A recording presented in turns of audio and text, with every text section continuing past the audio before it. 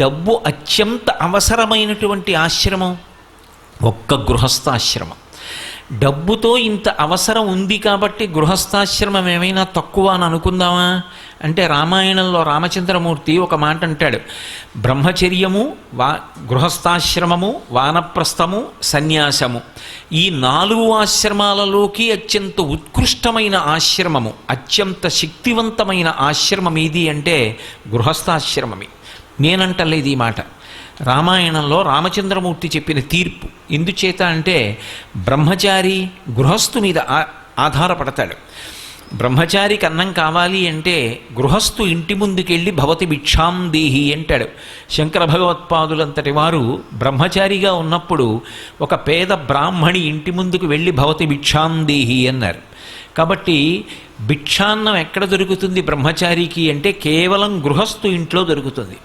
ఇక వానప్రస్థు గృహస్థాశ్రమంలో ఉండే వైరాగ్యాన్ని పొంది వానప్రస్థానికి వెళ్ళాడు.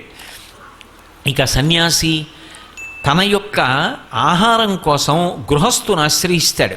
గృహస్థు ఇంటి ముందుకొచ్చి భవతి భిక్షాం దేహి అంటే గృహస్థు వేసినటువంటి భిక్షాన్నం ఏదున్నదో దాన్నే సన్యాసి కూడా స్వీకరించి శరీరం తనంత తాను పడిపోయే పర్యంతం ఆ శరీరాన్ని పోషించడానికి గృహస్థుని ఆధారం చేసుకుంటాడు. మిగిలినటువంటి సమస్త భూతకోటి గృహస్థుని ఆధారం చేసుకుంటుంది. ఇంట్లో ఓ బల్లి ఉంటుంది, ఇంట్లో తిరిగేటటువంటి ఒక కుక్క ఉంటుంది, వీధిలో తిరిగేటటువంటి ప్రాణులు ఉంటాయి, బలిభుక్కులు ఉంటాయి, కాకులు లాంటివి. వీటన్నిటికీ ఆహారం ఎక్కడి నుంచి వస్తుంది? కేవలము గృహస్థు వలన వస్తుంది. గృహస్థు పంచయజ్ఞములు చేస్తాడు.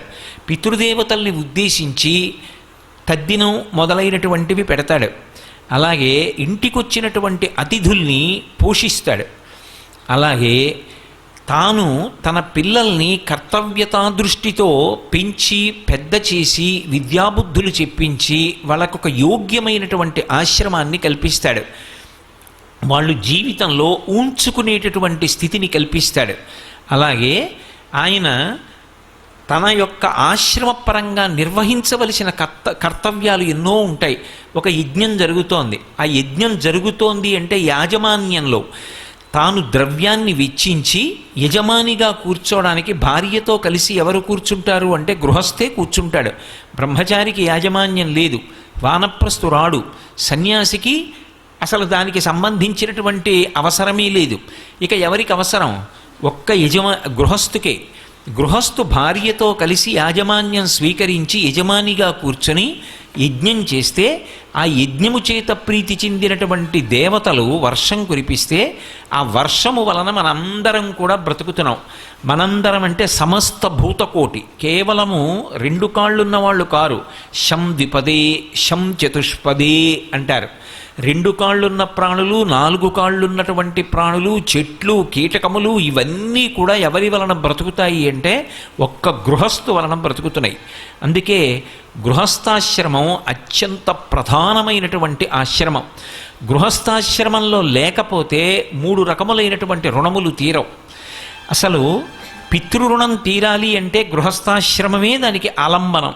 గృహస్థాశ్రమంలోకి ప్రవేశించి ధర్మపత్నిని స్వీకరించి తన కామాన్ని ధర్మంతో ముడివేసి తన తేజస్సుని ఆమె యందు నిక్షేపించిన కారణం చేత కలిగినటువంటి కుమారుడి వలన తనకి పితృరుణం తీరుతుంది. అందుకే కుమారుడు కలిగితే కట్టుకున్న బట్టలతోటే కొంచెం ఎత్తైనటువంటి ప్రదేశంలోంచి నీళ్లలోకి దూకుతారు. ఆ నీళ్ళు ఇలా పైకి ఎగిరితే ఆ నీటిని చూసి పితృదేవతలు రుణం నుంచి విముక్తుణ్ణి చేస్తారు. కాబట్టి పితృరుణం తీరాలన్నా గృహస్థాశ్రమమే ఆలంబనం. దేవతారుణం తీరాలి, దేవతల యొక్క రుణం తీరాలి అంటే రామాయణ భారత భాగవతాది గ్రంథములు చదువుకోవాలి. వాళ్ళు మనిషి జన్మ పండడానికి వీలైనటువంటి రీతిలో వేదములలో చెప్పబడినటువంటి విషయాన్ని భూతద్దంలో పెట్టి చూపించి మనకందరికీ అర్థమయ్యేటటువంటి రీతిలో సర్గశ్చ ప్రతిసర్గశ్చ వంశో మన్వంతరాణిచ వంశానుచరితంచైవ పురాణం పంచలక్షణం అంటారు.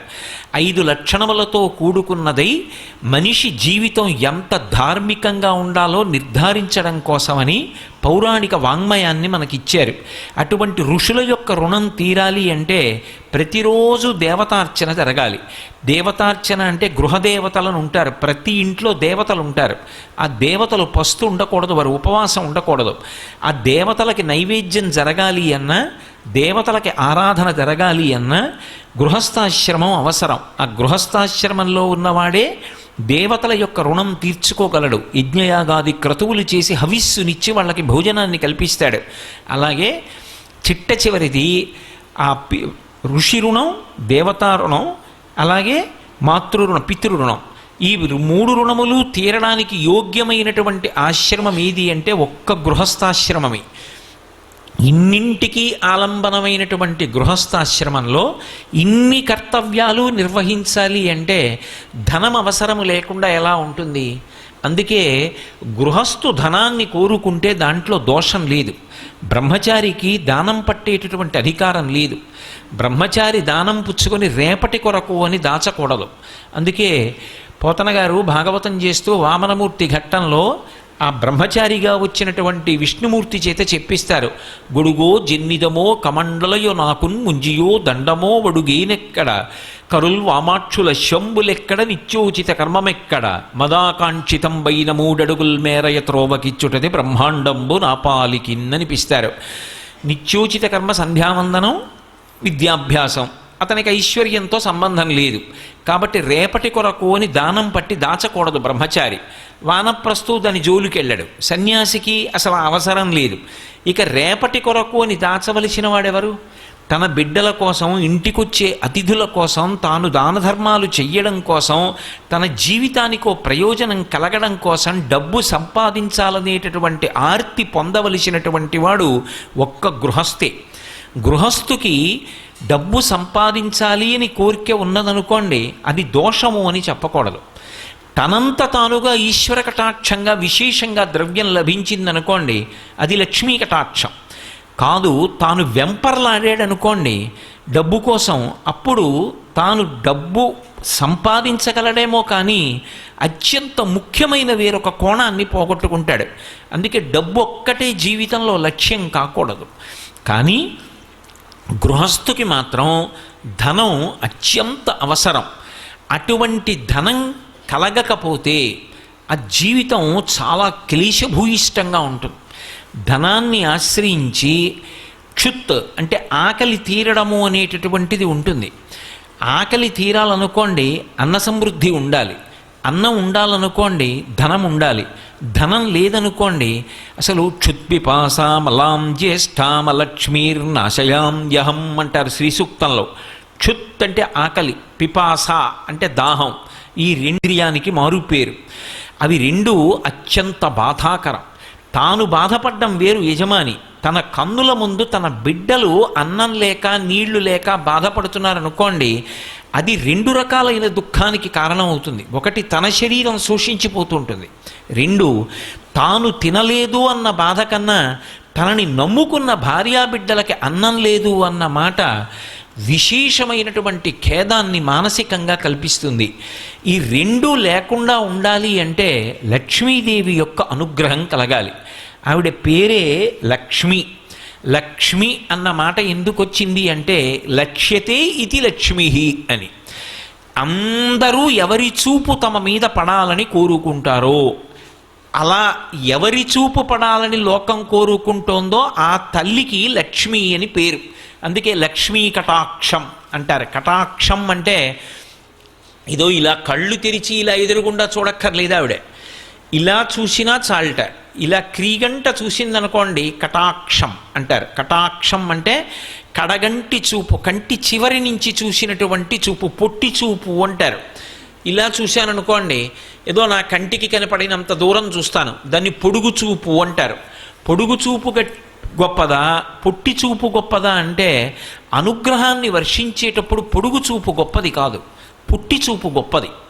ఎందుకని అంటే మీరు చూడండి, బాగా మిక్కిలి ప్రేమ ఉందనుకోండి, అంత మిక్కిలి ప్రేమ ఉంటే ఆ వస్తువుని దగ్గరుంచుకొని అదే పనిగా ఇలా చూసుకుంటూ ఉంటాడు, అది ఉందా లేదా అని. ఇలా చూసుకుంటున్నాడు అంటే ఇలా కళ్ళు తిప్పి అస్తమానం దాని వంక పొట్టి చూపు చూశాడు, ఇక్కడ వరకే కనపడుతుంది, అది దాటి కనపడదు. ఆ పొట్టి చూపు చూసుకుంటున్నాడు అంటే తనకి ప్రేమ ఉన్నది.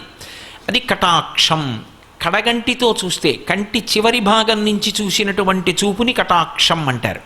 అలా కాకుండా ఇలా చూశాననుకోండి, దానికి పెద్ద విలువ ఉండొచ్చు ఉండకపోవచ్చు, ఏదో చూడాలి కాబట్టి నేను ఇప్పుడు సభ వంక చూస్తున్నాను అంత మాత్రం చేత ఈ సభలోకి వచ్చినటువంటి వాళ్ళందరూ ఒకవేళ నాకు పూర్వం పరిచయం ఉన్నవారైనా వారు ఈ సభలో ఉన్నారన్న విషయాన్ని కూడా నా మనసు గుర్తించకపోవచ్చు.